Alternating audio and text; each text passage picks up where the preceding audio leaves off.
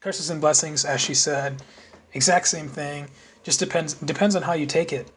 That disability, that weakness you see in yourself may actually become your greatest asset.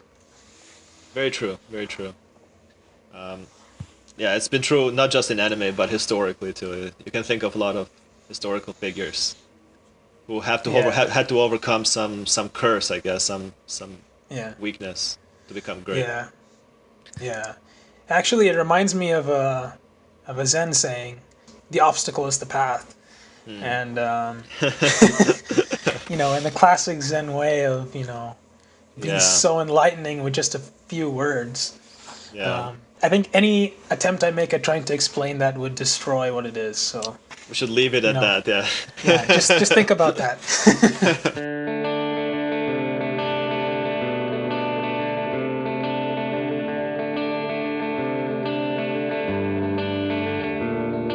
Hey guys, welcome back to episode 5 in This Week in Anime. I'm Alan, I'm Freedom, and and we we are are the the Anime Anime Philosophers. Philosophers. As always, guys, we love discussing anime. We enjoyed. We hope you enjoyed too. Yeah, and we're even hoping to leave you guys with an insight that perhaps you never even thought about before. Definitely. This week we'll continue with the Ancient Magus Bride, episode 10. Can't wait to see what's gonna happen next. Last week, lots of good stuff happened. Yep. So, Freedom, you want to do the honors and read the description? Yeah. So episode 10 is We Live and Learn. Chise and Selkie climb aboard a dragon's back to meet Lyndall, to have her own mage's staff made. Frustrated by Chise's acceptance of her being kept as a pet by Elias, he describes the time he found Elias in the darkness. Meanwhile, Elias, who had stayed at home by himself, receives a letter from a sorcerer's college. Okay, interesting. Interesting. I'm pretty curious about this staff. Yeah, it was that ancient dragon, right? Who Yeah, turned into a tree. yeah, Yeah, so we'll see, dude. He'd probably provide a great staff. He was a very wise old dragon. exactly. I was gonna say I love the title. We live and learn. Yeah, every title has been good for a while now. Yeah. I think there's only one that was normal, right? The Fairy Queen. Yeah, I I think think that so. was the only I one. think so. Yeah. Yeah. All right. So going into this episode, I'm hoping to learn some more about Elias, some more about why he can't control that crazy form of his, and what kind of havoc is being wreaked by the last couple episodes where he transformed, and why he can't seem to control himself and get back into his normal body. Yeah, definitely.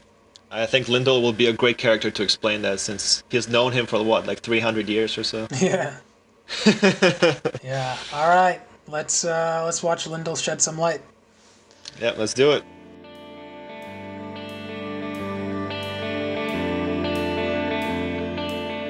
Okay. Okay. We just finished episode 10 of the Ancient Magus Bride. We Yeah. live and learn. As always, it did not disappoint. And Yeah. we were just saying how it did not feel like 20 minutes. It felt like 5 minutes. Yeah. That's how good it is. Seriously. Yeah. I thought we had just started, and all of a Yeah, sudden it cut to the ending. to the ending. Oh man. Yeah. Well, that's how you know it's a good anime, man. Yeah, exactly. Wow, okay. So the first thing I liked with this episode was definitely the delayed intro. Yeah, yeah. Started right off the bat with Elias in the past. And I think it really set the stage for the rest of the episode pretty well. Yeah, yeah. And I'm glad we got to learn a little bit more about Elias. His past has been kind of complete mystery so far. Yeah, Um, but it seems like when he first met Lindell, he also did not know his past. So right. Yeah. So it yeah, looks like, yeah, between Lendl and Elias, it's more of a, almost like in a, well, he says he doesn't like calling it an apprenticeship, but Right. Uh, they're just acquaintances, but Yeah. clearly there's a lot between going on between them. Looks like it. Yeah.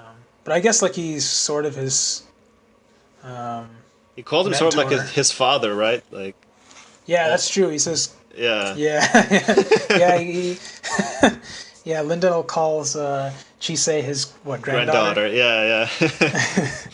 I like how Chise, when she sees Lyndall again, she's like, "Well, I can kind of see the resemblance." Yeah.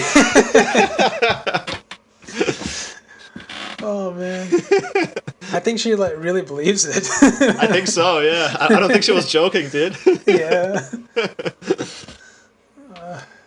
It's like one guy is like pure bone, the other one is has a face.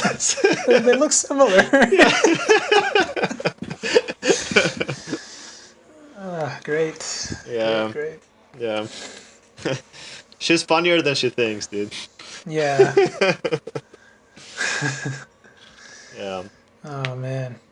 So it's interesting. I mean, we're learning more about mages now and how they live for a long time, and even they themselves don't know why they live for so long, right?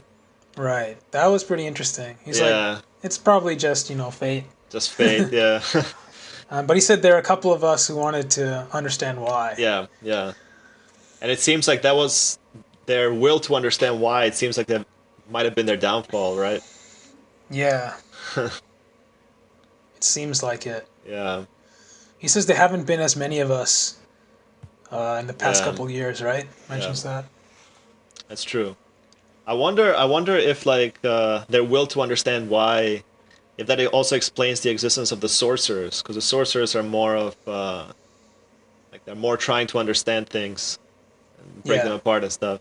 I wonder if there's a connection between mages who want to understand where they're coming from, why they live so long, and everything, with sorcerers.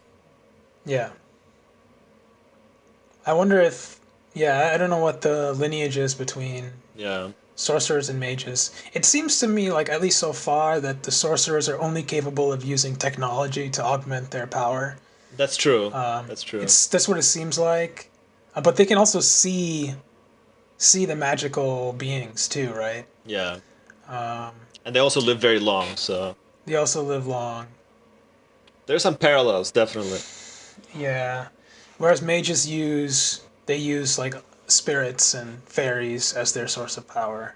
Yeah, Yeah, I don't know. I yeah. don't know. It looks like mages are like they're like they're a different biological line.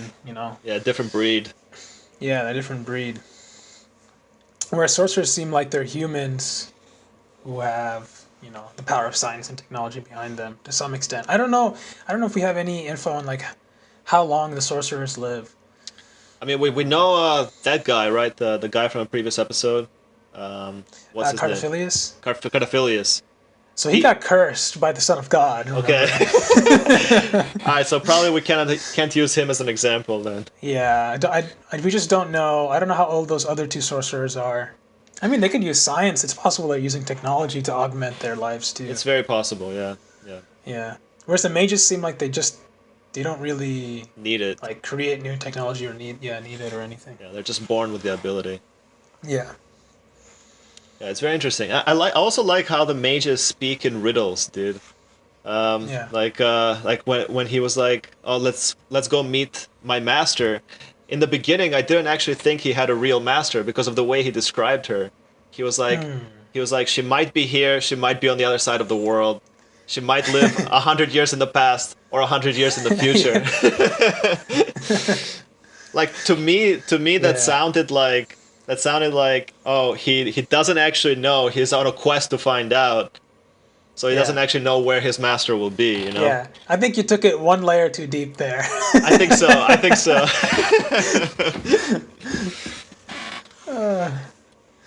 It's still cool that Yeah. they use that riddle though. It is cool. Yeah, I like that a lot. Yeah, it's a lot of subtle things like that. Like even when they met their master, right?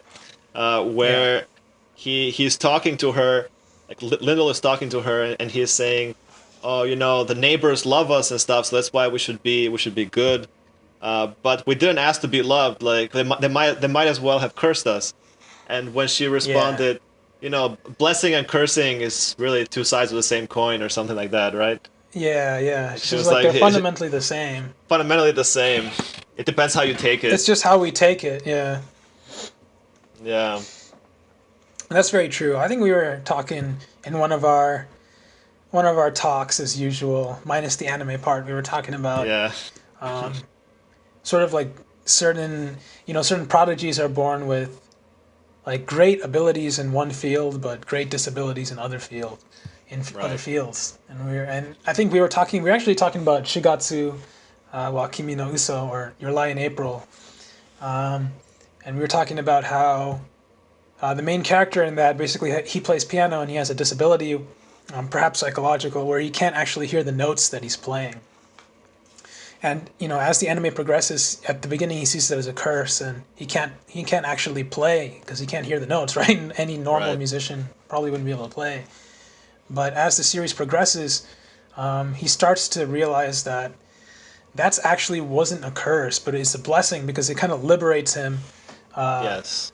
to kind of shape the sounds in whatever way he would like it to sound like. You know what I mean? So he can really start owning the music.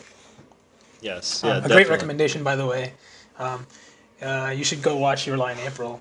I guess at some point we should talk about that because that anime also is totally packed with great Yeah. philosophical ideas. A lot of great stuff going on there. Yeah. Yeah, yeah, but we'll save that for later because we can. I'm sure we'll go Yeah. on for hours if we get there. Just depends on how you take it. That disability, that weakness you see in yourself may actually become your greatest asset. Very true. Very true. Um, yeah, it's been true not just in anime but historically too. You can think of a lot of historical figures who Yeah, had to overcome some curse, I guess, some yeah, weakness to become great. yeah, yeah. Actually, it reminds me of a Zen saying, which says the obstacle is the path, Hmm. and in the classic Zen way of being Yeah. so enlightening with just a few words. Yeah. Um, I don't really. I think any attempt I make at trying to explain that would destroy what it is. So Yeah. I think the obstacle is the path. Yeah, we should leave it you at know. that. Yeah. Yeah, just think about that. Yeah. Yeah. I like. I think we should mention before this episode, we were discussing. Like Freedom was telling me about this way of analyzing characters, which on like two dimensions, right? Good and evil, and chaos and order, right? Yeah. And we were discussing like where different characters in our lives and anime fit into it. But I feel like when applying it to this first of all, like Freedom, do you want to explain it a little bit more? That Yeah. So Yeah, yeah, if any of you guys have heard of D&D Dungeons and Dragons, it's a really famous role playing game, and the characters can basically divided into certain alignments, right? And they're basically aligned across two axes that are orthogonal to each other. Um, Good and evil, and as Alan said, lawful and chaotic. And it turns out that it's a nice framework of thinking about people, thinking about personality types, much like a Myers-Briggs test. Um, but it's really useful when you're talking about narratives, when you're talking about analyzing stories. So yeah, the basic gist is lawful is what you think it means. It's more ordered, um, whereas chaotic people, uh, they're not so interested in laws.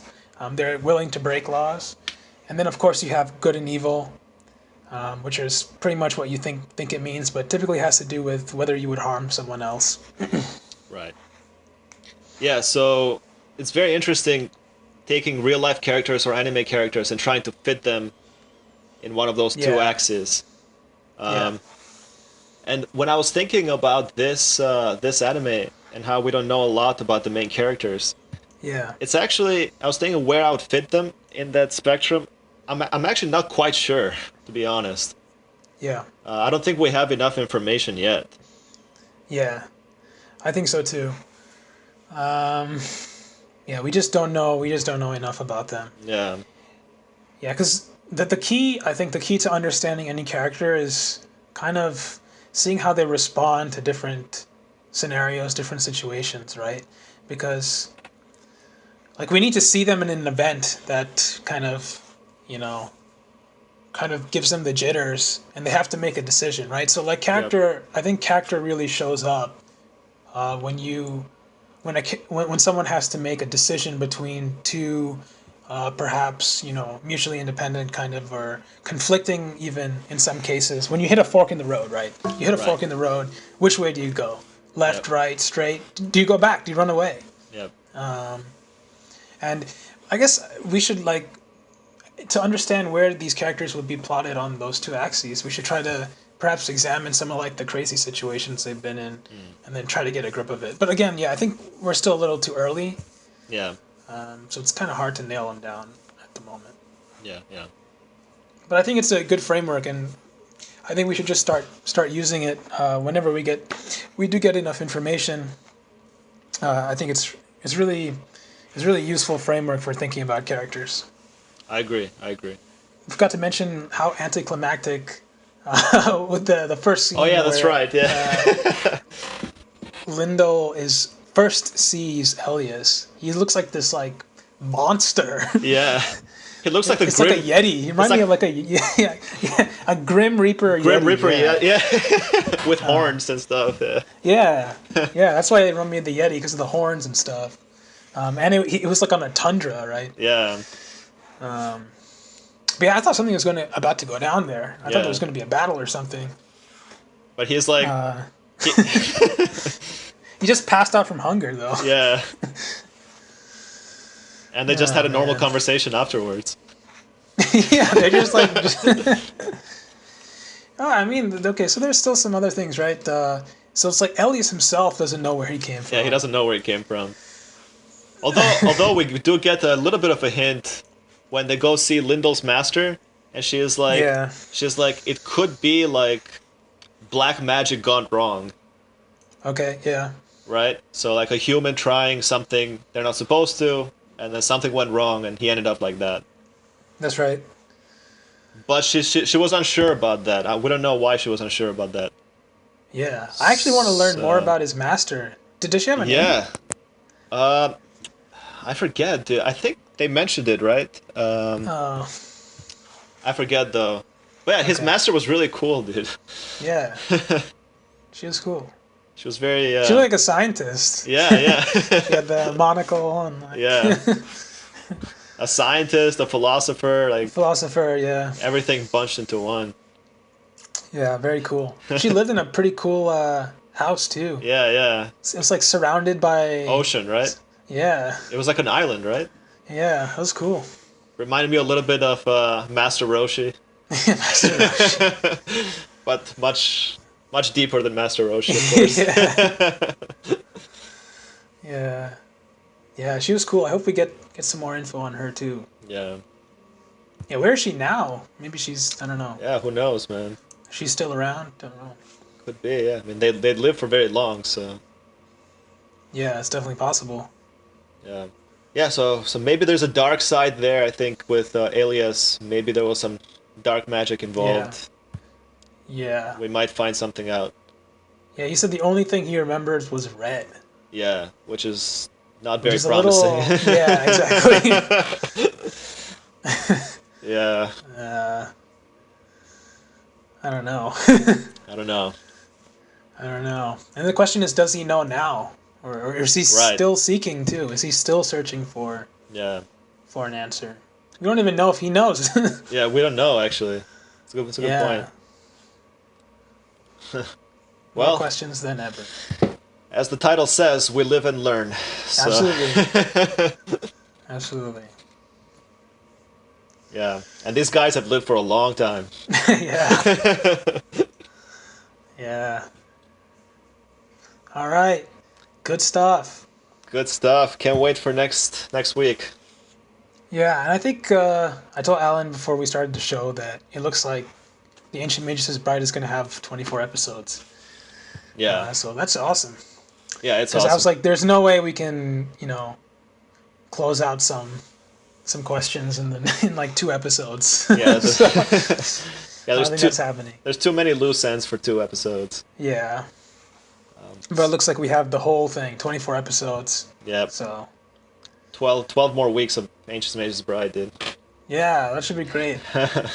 Oh, so another thing, yeah, I should mention is on our last podcast, one of our best supporters, Crazy Goose, made some cool comments on our last podcast, and actually, I want to mention one of his ideas because I thought it was pretty insightful. And he talks about how he enjoys watching the Ancient Magus Bride, and because we brought up the fact that there's so many questions and we just don't know what's going on. And he says if you really look at it, we're undertaking the same journey that Chise is undertaking because she's new to the magical world as well. She doesn't really know what's going on either, and so like both Chise and the viewer are kind of on this journey together to learn more about the world of the Ancient Magus Bride, and that's what keeps us coming back every week. Yeah, very true. We can really see ourselves in Chise's place. Yeah, I thought that was really cool. Yeah. Yeah, shout out to Crazy Goose, by the way. Yeah. Yeah, thanks, Crazy Goose. Keep hitting us up with your ideas. Yep. All right, so I guess we can wrap it up for this week. Anything else you wanted to add, Freedom? As usual, if you liked what you heard, if you liked our show, if you like us dissecting your anime, chewing through the illusions, the symbolism, trying to give you something that you can take away and use, and use it as a catalyst for your own ideas about thinking, about philosophy. If you like it, give us our podcast a like. Drop your comments down below. Let us know what you think. We want to know what you think. That's how we come up with new ideas. So please give us a like, hit that subscribe button, drop us a comment. Sounds good. All right, guys. Until next time, Stay stay inspired.